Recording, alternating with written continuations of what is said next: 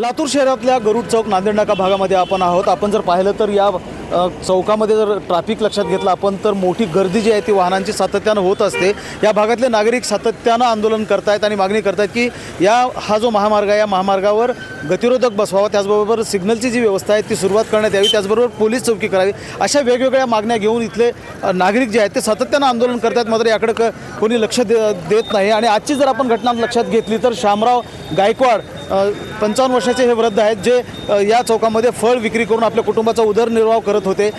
ट्रकने त्यांना चिरडलेला आहे आणि त्यामुळे संतप्त नागरिक जे आहेत ते रस्त्यावर उतरलेले आहेत। त्यांनी रास्ता रोको करत वाहनं जी आहेत ती अडवलेली आहेत आणि प्रशासनाकडे सातत्यानं मागणी करण्यात आलेली होती की या ठिकाणी गतिरोधक उभा राहावा, ज्यामुळं वाहतूक जी आहे ती संत गतीने होईल। आपण जर लक्षात घेतलं तर हा नांदेड कडून राष्ट्रीय महामार्ग जो आहे तो येणार आहे।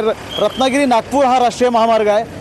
नांदेडकडून येणारी जी वाहतूक जी आहे ती बायपास रस्त्याने सोलापूरकडे जाते किंवा रत्नागिरीकडे जाते। तर दुसरा रस्ता आपण दाखवू शकतो की हा रस्ता जो आहे तो पूर्णपणे शहरामध्ये जाणारा मुख्य रस्ता आहे आणि त्यामुळे वाहनांची गर्दी जी आहे ती मोठ्या प्रमाणामध्ये ह्या ठिकाणी असते। आणि या ठिकाणी शामराव गायकवाड या व्यक्तीला जे आहे ते ट्रकनं चिरडलेलं आहे आणि त्यामुळे नागरिक संतप्त झाले आहेत। त्यांच्याकडनं जाणून घेणार आहोत। मला सांगा काय परिस्थिती आहे इथली? आता तुम्ही रस्ता रोको आंदोलन करताय, काय अपघात घडला होता आणि तुम्ही सातत्यानं काय मागणी लावून धरताय?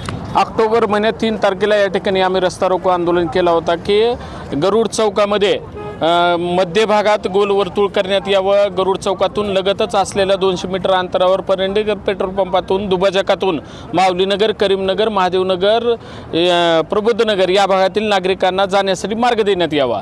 पण प्रशासनाकडून कसली कारवाई न झाल्याने 2 वर्षापासून बंद असलेल्या बंद सिग्नलला या ठिकाणी आम्ही जेव्हा बेश्रमाचा हार घातला आणि मी जेव्हा माननीय पोलीस अधीक्षक यांना भेटून लक्ष दिलं जात नाही अजिबात आणि अपघात वाढले नाही, 100% लक्ष दिलं जात नाही। त्यानंतर या ठिकाणी लातूर शहर वाहतूक शाखेकडून वाहतूक पोलीस नियुक्त करण्यात आला, पण वाहतूक पोलीस फक्त हॉटेलवरती बसून राहत आहेत। ते नियमानं कुठलीही व्यवस्था वाहतूक नियंत्रणासाठी कुठलीही व्यवस्था करत नाही। लातूर शहरामध्ये वाहतुकीची कोंडी जी आहे ते सातत्याने होत आहेत, अपघात वाढलेले आहेत, प्रत्येक चौकामध्ये अपघात होत आहेत, अनेकांना अपंगत्व आलेलं आहे। आणि आपण जर पाहिलं तर अशा पद्धतीनं वाहतूक जी आहे ती पूर्णपणे कोंडी सातत्यानं होत असते। शहरामध्ये जाणारा हा भाग आहे, त्याचबरोबर रेणापूर आणि आंबेजोगाईकडे जाणारी वाहतूक याच रस्त्यावर उतरते आणि लातूर शहराला मोठ्या बायपास रस्त्याची गरज आहे, मात्र प्रशासन दुर्लक्ष करत असल्यामुळे अनेकांचे जीव जात आहेत। लातूर शहर हे पूर्णपणे वाहतूक कोंडीच्या विळख्यात असलेलं आपल्याला पाहायला मिळत आहे आणि त्यामुळं अपघातांचं प्रमाण वाढलेलं आहे। संतापलेले लोक रस्त्यावर उतरत वाहतूक कोंडीपासून मुक्त करण्याची मागणी जी आहे ते प्रशासनाकडे करत आहेत। महेंद्र जोंधळे, TV9 मराठी, लातूर।